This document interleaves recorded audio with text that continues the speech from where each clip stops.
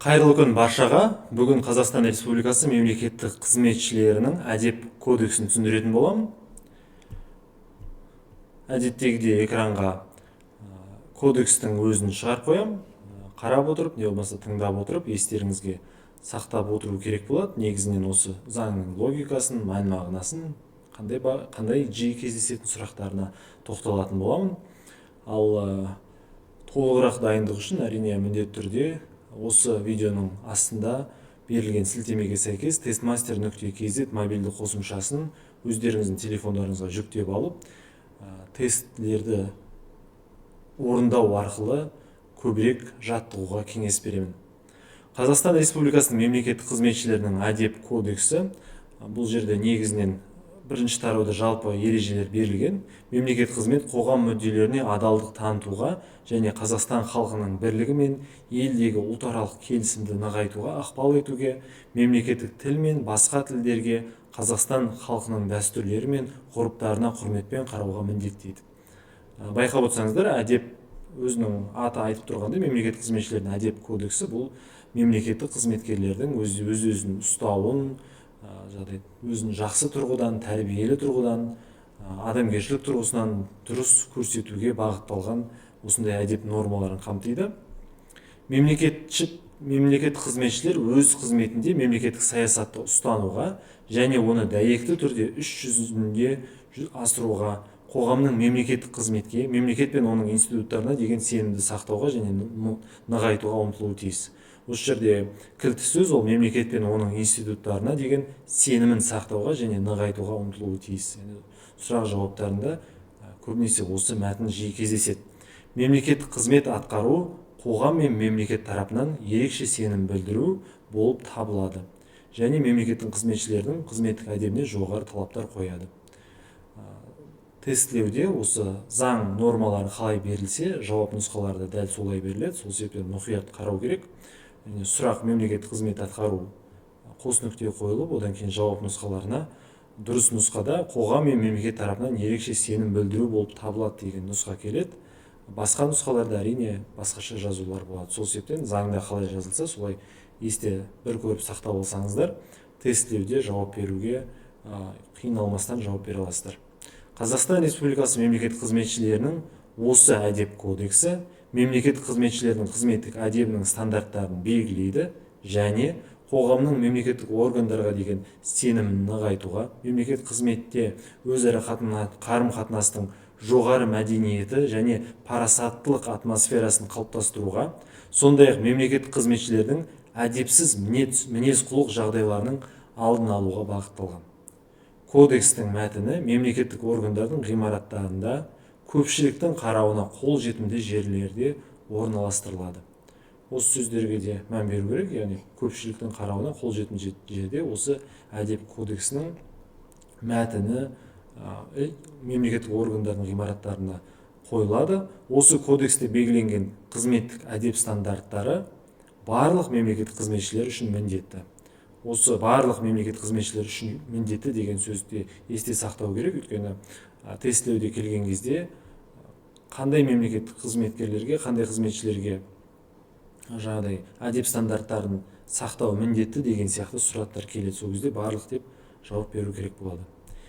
Мемлекеттік қызметтің әдептік қағидаттары: бірінші, адал ниеттілік, қоғам игілігі үшін мемлекетке кәсіби және жауапты қызмет ету, адалдық, өз міндеттеріне шынайы көзқарас, әділдік, жеке және заңды тұлғалардың, қоғамдық топтар мен ұйымдардың ықпалына қарамастан заңды шешім қабылдау және кез келген мән-жайлар бойынша біржақтылық пен субъективтілік себебінен адамдарды кемсітуге жол бермеу, ашықтық, жұртшылықпен жұмыс істеуге дайын екенін көрсету және өз іс-қимылының ашықтығын қамтамасыз ету, сыпайылық, азаматтар мен әріптестерге дұрыс құрметпен қарау, клиентке бағдарлану, мемлекеттік қызметтерді тұтынушы ретінде халықтың сұраныстарына толықтай бағдарлай отырып көрсетілетін мемлекеттік қызметтердің сапасын арттыру және жолданымдарды қарау кезінде төрешілдік көріністеріне және әуре-сараңға салуға жол бермеу жөнінде шаралар қабылдау.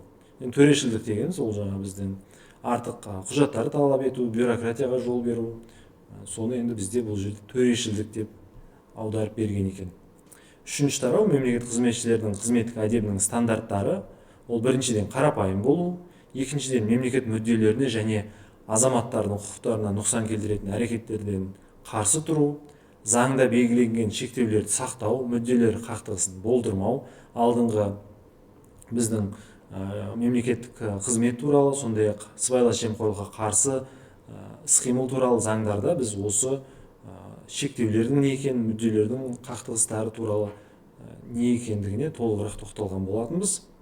Іскерлік әдеп пен ресми мінез құлық қағидаттарын сақтау, жеке сипаттағы мәселелерді шешу кезінде қызметтік жағдайын, сондай-ақ онымен байланысты мүмкіндіктерді, қоғамдық және діни бірлестіктердің, басқа да коммерциялық емес ұйымдардың мүдделерінде, оның ішінде оларға өзінің көзқарастарын насихаттау үшін пайдаланбау. Былайша айтқанда, көп жауаптарды әрине логикалық тұрғыдан табуға болады. Қарапайым болу, заңда белгіленген шектеулерді сақтау, іскерлік, ресми мінез құлықтық қағидаларын сақтау, яғни бұл жалпы қоғамдағы негізгі адамдардың принциптеріне ұқсас, дегенмен заңның тілін, осы оқып отқан заңның тілін міндетті түрде естеріңізде сақтап отырсаңыздар, тестілеуде оңай тауып аласыздар. Мемлекеттік қызметшінің мемлекеттік міндеттерді орындау кезде сырт келбеті мемлекеттік аппараттың беделін нығайтуға ықпал етуге, ресмилікпен, ұстамдылықпен және ұқыптылықпен ерекшеленетін, жалпыға бірдей қабылданған іскерлік стиліне сай болуы тиіс. Бұл адамның, мемлекеттік қызметшінің сыртқы келбетін, киім киісіне қойылатын талап. Мемлекеттік қызметшілер әріптестермен қызметтік қарым-қатынаста ұжымда іскерлік және жанашыр өзара қарым-қатынас пен сындарлы ынтымақтастықты орнату мен нығайтуға ықпал етуге, басқа мемлекеттік қызметшілер тарапынан қызметтік әдеп нормаларын бұзудың жолын кесуге, не оған жол бермеу жөнінде өзге де шараларды қабылдауға, ұжымда әріптестерінің ар-намысы мен қадір-қасиетіне нұқсан келтіретін жеке және кәсіби қасиеттерін талқылаудан тартынуға, өзінің мінез-құлқымен бейтараптылықтың, әдептіліктің, риясыздықтың, жеке адамның ар-намысы мен қадір-қасиетіне құрметпен қараудың үлгісі болуға, ар-намысы мен қадір-қасиетін кемсітушіліктің және оған қол сұғушылықтың кез келген нысандарын болдырмайтын қолайлы моральды-психологиялық ахуал жасауға бағытталған шаралар қабылдауға, әріптестеріне қатысты негізсіз айыптауларға, дөрекілік, қадір-қасиетін кемсіту, әдепсіз және бейәдеп мінез-құлықтарға жол бермеуге, әріптестеріне өзінің діни нанымдарын таңбауға, сол қол астындағы қызметшілерге қоғамдық және діни бірлестіктердің, басқа да коммерциялық емес ұйымдардың қызметіне қатысуға мәжбүрлемеуге тиіс. Бұл негізі мемлекеттік қызметшілердің әріптестерімен қызметтік қарым-қатынаста қандай стандарттардың сақталу екендігін көрсетеді. Сондай-ақ мемлекеттік қызметшілер мемлекеттік саясат және қызметтік жұмыс мәселелері жөнінде өз пікірін, егер ол мемлекеттік саясаттың негізгі бағыттарына сәйкес келмесе, жариялауға рұқсат етілмеген қызметтік ақпаратты ашатын болса, және мемлекеттің лауазымды адамдардың, мемлекеттік басқару органдардың, басқа да мемлекеттік қызметшілердің атына әдепсіз сөздерді қамтитын болса, көпшілік алдында білдірмеуге тиіс.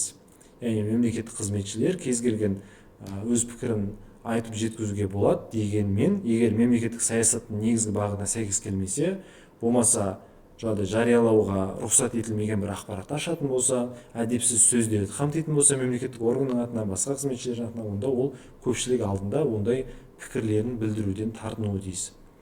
Мемлекеттік орган қызметінің мәселелері бойынша көпшілік алдында сөйлеуді оның басшысы немесе мемлекеттік органның осыған уәкілеттілік берген лауазымды адамдары жүзеге асырады.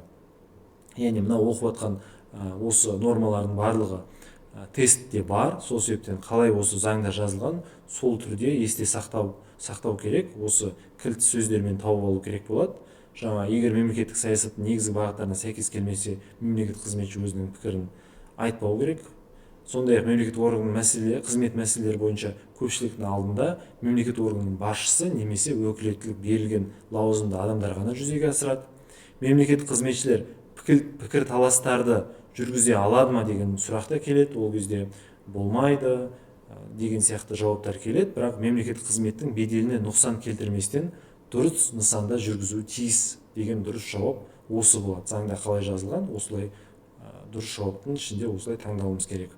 Мемлекеттік қызметшілер қызметтен тыс уақытта жалпыға бірдей қабылданған моральдық әдептілік нормаларын ұстануға, кішіпейілділік танытуға, тиісті көрсетілетін қызметтерді алу кезінде өзінің лауазымдық жағдайын баса көрсетпеуге және пайдаланбауға, және қоғамдық имандылыққа қол сұғумен ұштасқан қоғамға қарсы мінез-құлық жағдайларына жол бермеуі тиіс.